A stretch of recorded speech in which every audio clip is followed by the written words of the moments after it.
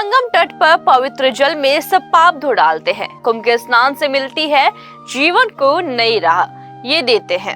क्या आपको भी धोने हैं आपके पाप? तो तैयार हो जाइए, क्योंकि 2025 में प्रयागराज में होने वाला महाकुंभ मेला भारतीय संस्कृति का सबसे बड़ा और सबसे महत्वपूर्ण धार्मिक आयोजन होने जा रहा है और आज हम इसी के बारे में बात करेंगे। नमस्कार, आप देख रहे हैं जनता दरबार न्यूज और मैं हूं आपके साथ ज्योति राघव। आपकी जानकारी के लिए बता दें कि जनवरी 13 से लेकर 23 फरवरी तक चलने वाले इस महाकुंभ में लाखों साधु संत और श्रद्धालु पवित्र त्रिवेणी संगम में डुबकी लगाने के लिए जुटेंगे। हर 12 साल में आयोजित होने वाला यह मेला न केवल एक आध्यात्मिक यात्रा का प्रतीक है, बल्कि भारतीय हिंदू धर्म का अनमोल हिस्सा भी है, जिसका महत्व धर्म ग्रंथों में स्पष्ट रूप से वर्णित है। कुंभ मेले का इतिहास हजारों साल पुराना है और यह हर 12 साल में 4 प्रमुख शहरों में प्रयागराज, हरिद्वार, उज्जैन और नासिक में आयोजित होता है। इस मेले का मुख्य आकर्षण पवित्र नदी में स्नान करना है, जिसे धर्म ग्रंथों में पुण्य और मुक्ति के लिए आध्यात्मिक महत्वपूर्ण बताया गया है। विशेष रूप से प्रयागराज के संगम में स्नान करने को जन्मों के पापों का नाश करने वाला माना जाता है।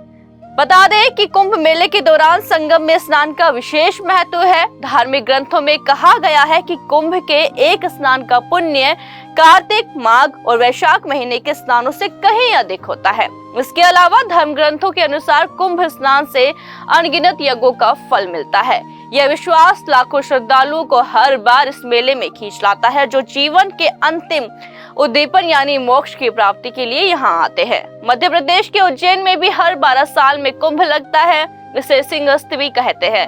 यह क्षिप्रा नदी बहती है। मान्यता है कि क्षिप्रा नदी का उद्भव भगवान विष्णु के पैर के अंगूठे से हुआ है। यहाँ स्थित रामघाट भक्तों की आस्था का केंद्र है। कुंभ के दौरान सबसे ज्यादा भक्त इसी घाट पर स्नान करते हैं। हिंदू धर्म में कुंभ मेले का इतिहास हजारों साल पुराना है।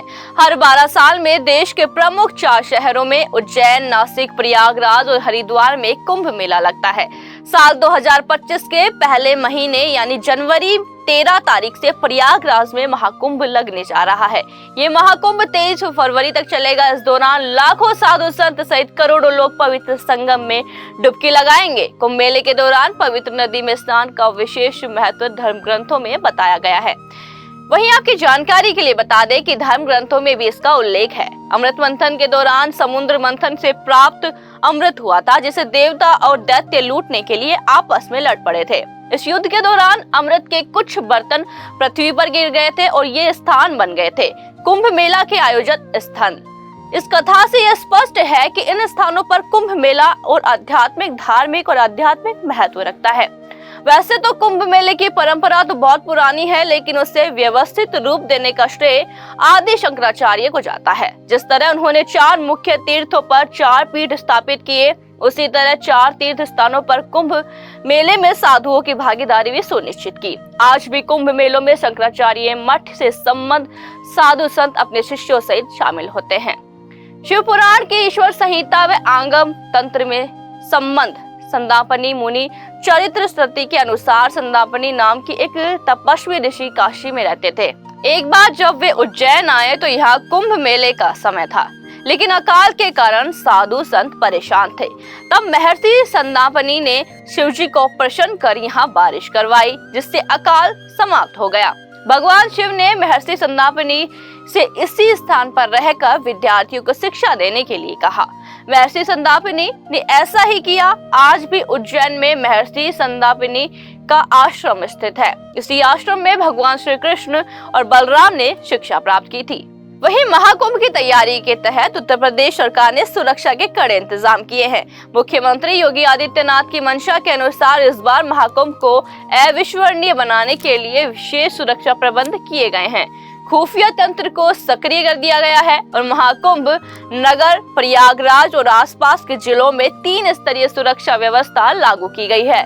पुलिस के पास AI कैमरे, ड्रोन और एंटी ड्रोन जैसी अत्याधुनिक सुविधाएं हैं, जिससे सुरक्षा को और भी पुख्ता किया गया है।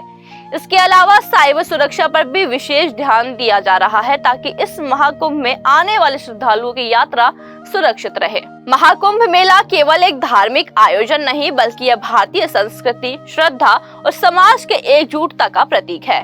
जब लाखों लोग संगम में स्नान करते हैं और एक साथ पूजा अर्चना करते हैं तो यह आयोजन केवल एक धार्मिक गतिविधि से बढ़कर मानवता के सामूहिकता और पवित्रता का उत्सव बन जाता है। इस बार की महाकुंभ मेला आयोजन में जहां सुरक्षा के कड़े इंतजाम किए गए हैं, वहीं इस ऐतिहासिक और आध्यात्मिक यात्रा का हिस्सा बनने के लिए करोड़ों लोग पूरे विश्व से पहुंचेंगे। याद रखें, महाकुंभ का आयोजन सिर्फ आध्यात्मिक यात्रा का नहीं बल्कि एक ऐसा आयोजन है जो भारतीय संस्कृति और परंपरा को जीवित रखने का कार्य करता है। तो आप ये आध्यात्मिक यात्रा करना ना भूले। फिलहाल के लिए दीजिए इजाजत, फिर मिलते हैं नई जानकारी के साथ। तब तक के लिए आप देखते रहिए जनता दरबार न्यूज। मुझे दीजिए इजाजत, नमस्कार।